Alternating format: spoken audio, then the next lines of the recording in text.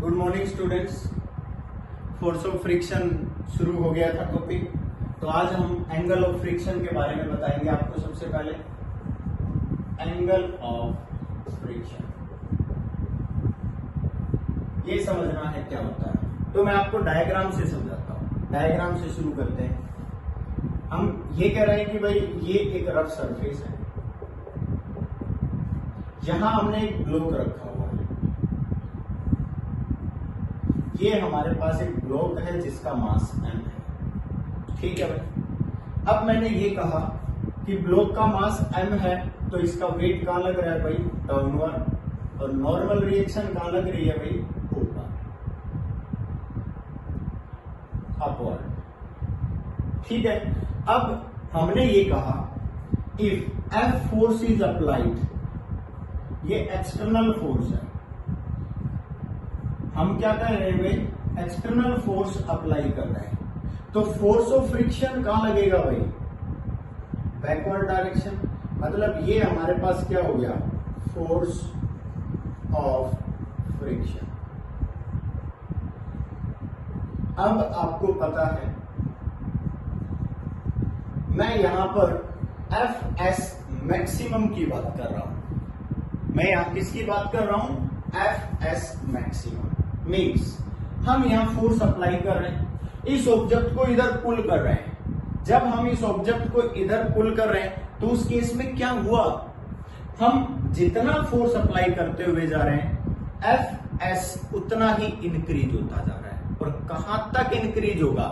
That's a limiting value. कहां तक increase होगा? लिमिटिंग मीन्स हम इसको क्या कह सकते हैं भाई? लिमिटिंग फ्रिक्शन भी बोल सकते हैं।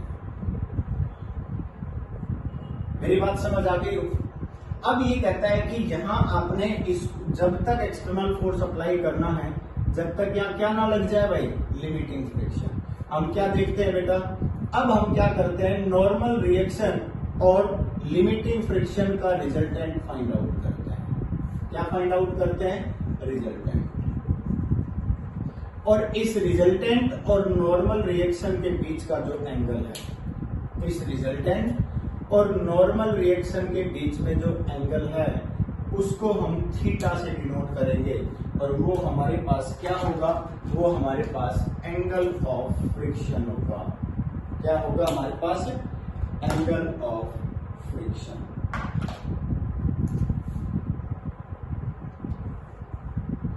ये वाला जो एंगल है ये क्या होगा? Angle of friction.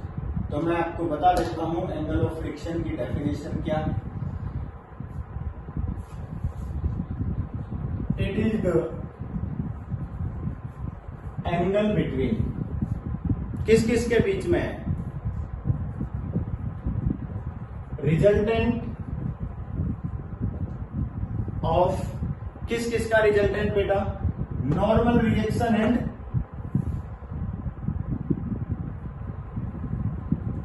Normal reaction and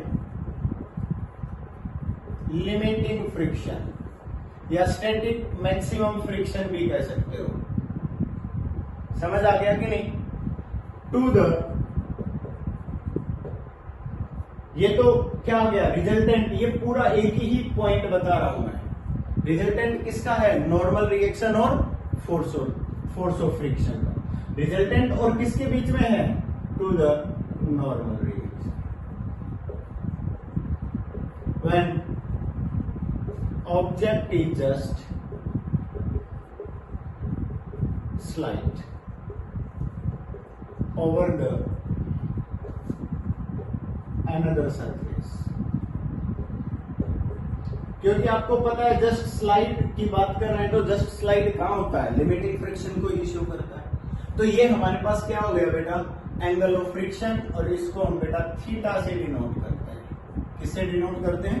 theta से डिनोट करते हैं। समझ आ गया होगा?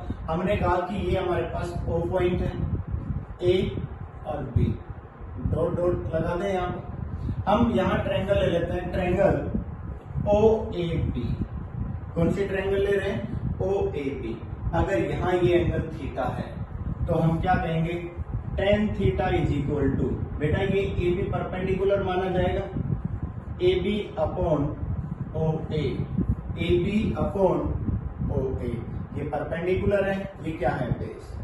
अगर आप ध्यान से देखो तो ए बी किसकी इक्वल आ जाना चाहिए, हम कहेंगे कि A B is equal to force of static friction जो आप मैक्सिमम ले रहे हो, क्योंकि वेक्टर के अंदर जब आप देखते हो बेटा ये लाइन जो है ये इसके पैरेलल है, जब ये दोनों पैरेलल हैं तो ये क्या हो जाएगा बेटा, इसके इक्वल हो जाएगी, मतलब ए बी किसके इक्वल आ गया, स्टैटिक फ्रिक्शन के, और ओ ए इज इक्वल टू क्या है बेटा, नॉर्मल रिएक्शन।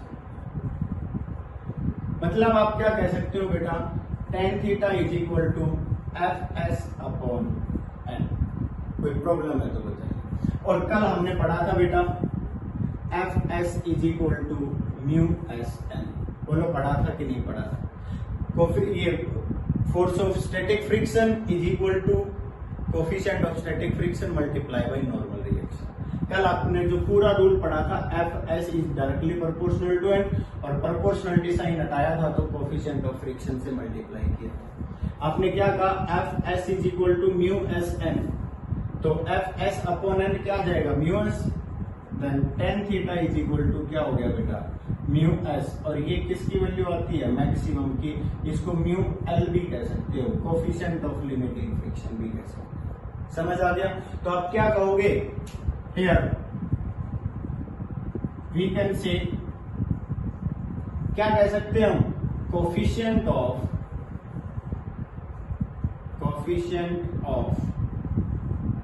लिमिटिंग फ्रिक्शन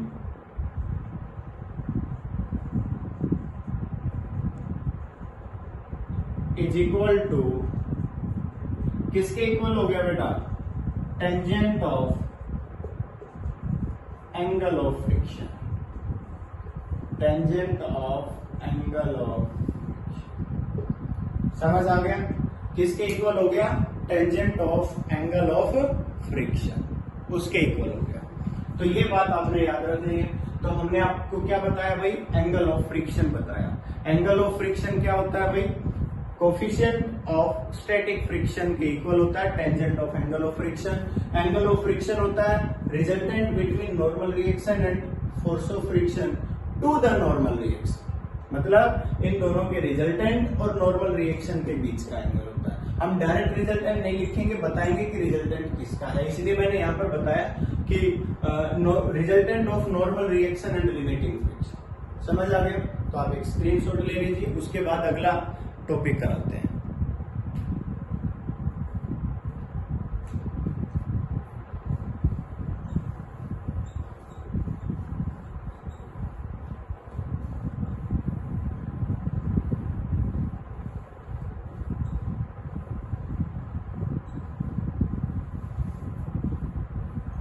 देखिए भाई, अगला टॉपिक जो मैं आपको बता रहा हूं, एंगल ऑफ रिपोज।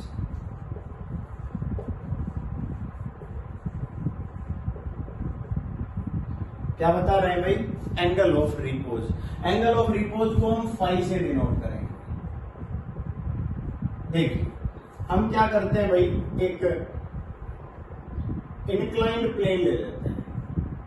क्या ले लेते हैं भाई, इंक्लाइंड प्लेन, और ये वेरिएबल होता है यहां से, ये एंगल में फाई ले रहा हूं, मतलब कि हम जैसे कि ये हमारे पास एक प्लेन है बेटा, ठीक है, यहां हम किसी ऑब्जेक्ट को रख देते हैं, ये हमने ऑब्जेक्ट रख दिया। अब हम क्या करते हैं, इस प्लेन को यूं झुकाते हुए जाते हैं, ऐसे प्लेन का एंगल इंक्रीज कर रहे हैं। ध्यान से देखिए, जब मैं प्लेन का एंगल इंक्रीज कर रहा हूं तो एक टाइम ऐसा आता है कि ये जो डस्टर था ये यहां से स्लिप होना शुरू हो जाता है। मेरी बात समझ गए क्या कह रहा हूं। अब देखिए ये स्लिप नहीं हो रहा है, ये इस पॉइंट पर है, हम इसका एंगल इंक्रीज करते हुए जा रहे हैं, और एक ऐसा टाइम आएगा कि ये स्लिप होगा, इस एंगल पर स्लिप हो गया, यही एंगल आपका एंगल ऑफ रिपोज है। फिर मैं डेफिनेशन बता देता हूं। हमने क्या किया, किसी भी ऑब्जेक्ट को इंक्लाइंड प्लेन पर रखा, तो हमने क्या कहा बेटा, ये इसका वेट लग गया, नॉर्मल रिएक्शन ऊपर लग गई, समझ आ गया। ये हमने दोनों पॉइंट बता दिए। हम क्या कर रहे हैं कि भाई इनके बीच में फोर्स ऑफ फ्रिक्शन है, किसके बीच में, जो आपने इंक्लाइंड प्लेन लिया हुआ है उसके बीच में, और ये जो ब्लॉक रखा हुआ है उसके बीच में। फॉर एग्जांपल ये आपका कोई भी प्लेन है, इसके बीच में, और ये जो डस्टर है, ये ब्लॉक है, इनके बीच में फोर्स ऑफ फ्रिक्शन है। आप क्या कर रहे हो, आपने यू लिया हुआ है, अब आप क्या कर रहे हो, आप इसको यूं घुमा रहे हो, यूं ऊपर की तरफ ले जा रहे हो, तो कहीं ना कहीं एक ऐसा एंगल आएगा जहां पर ये जो ब्लॉक है, जहां ये डस्ट स्लाइड करना शुरू कर देगा। मेरी बात समझ आ गई? जहां पर ये स्लाइड करना शुरू करेगा उस एंगल को हम नोट कर लेंगे और उस एंगल को हम एंगल ऑफ रिपोज कहेंगे। क्या कहेंगे? Angle of repose.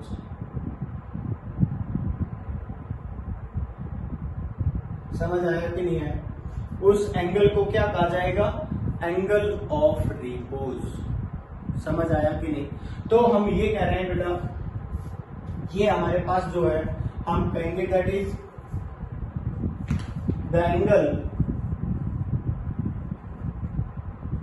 Made between inclined plane to the horizontal surface, inclined plane to the horizontal surface at which an object on plane is just slide to move.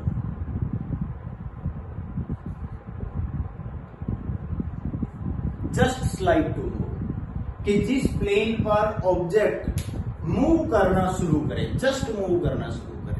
मेरी बात समझ रहे हो?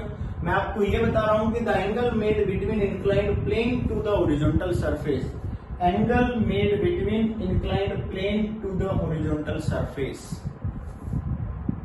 ये लिखा है एट विच, जिस पर क्या हो गई, एन ऑब्जेक्ट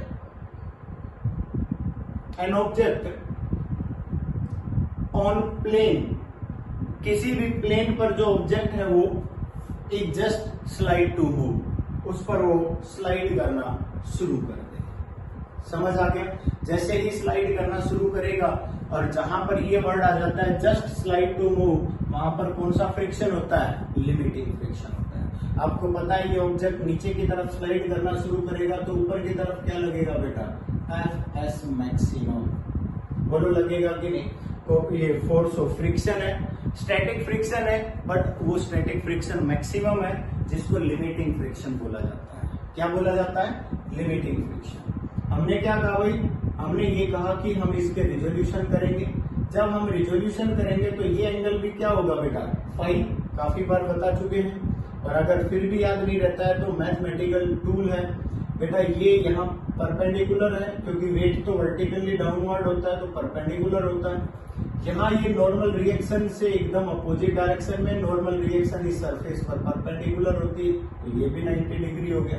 आप ध्यान से देखेंगे, अगर ये एंगल बेटा फाई है, ये 90 है, तो ये क्या बचा बेटा? 90 माइनस फाइव। अब ये टोटल 90 है तो ये क्या है? फाइव है। 90 माइनस फाइव प्लस फाइव 90 बन तो गया। तो ये आपको याद रखना है। हमने इसका रिजोल्यूशन किया तो ये क्या हो गया? एम जी कोस फाइव, और ये क्या हो गया आपके पास? M G sine five. कोई प्रॉब्लम है? अब हमने ये कहा कि जो नीचे की तरफ लगा हुआ है वो क्या है? एम जी साइन फाइव, और यहाँ जो लगा हुआ है परपेंडिकुलर जो डाउनवर्ड वो एम जी कोस फाइव। समझ आ गया होगा? अब हम क्या कहेंगे? अब हमने ये बोला जस्ट स्लाइड टू मूव, मतलब अभी तक तो ये बैलेंस है। हम क्या कहेंगे बेटा? F S maximum is equal to M G sine five, और normal reaction is equal to क्या कह देंगे बेटा? M G cos five. बोलो क्या देंगे कि नहीं? अब हम क्या कहेंगे बेटा? अगर हम इन दोनों को इक्वेशन को डिवाइड करें, डिवाइड बोथ इक्वेशंस, दोनों इक्वेशंस को अगर हम डिवाइड करेंगे तो क्या होगा बेटा? F S maximum upon normal reaction is equal to M G sine five upon M G cos five. M G से एम जी कैंसिल हो गया बेटा। F S upon N normal reaction क्या हो गया हमारे पास? म्यू एस हो गया, और mu S sine five upon cos five क्या आ गया बेटा? Tangent five. मतलब आप क्या कहोगे? Coefficient of static friction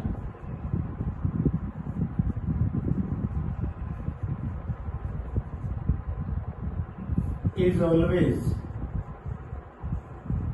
equal to tangent of angle of repose. Tangent of angle of repose. समझ आया कि नहीं आया?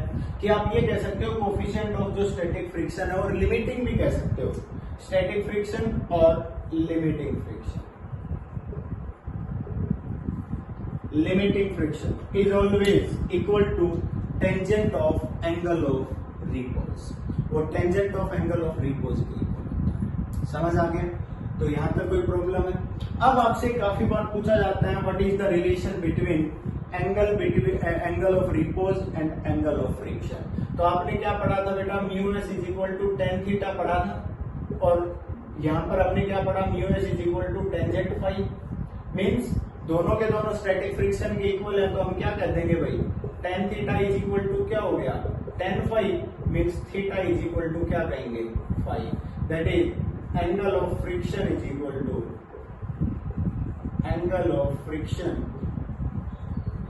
is equal to angle of repose। Angle of friction जो है वो एंगल ऑफ रिपोज के भी इक्वल है।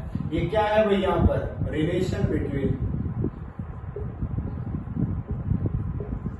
Theta and phi, angle of friction और एंगल ऑफ रिपोज के बीच में रिलेशन है। तो ये भी आपने याद रखना है, काफी इंपॉर्टेंट पॉइंट है। मेरी बात समझ गए? तो आज के लेक्चर में बस इतना ही। अगला लेक्चर हम इंक्लाइंड प्लेन के लिए एक्सेलरेशन और वर्क डन कराएंगे। Thank you.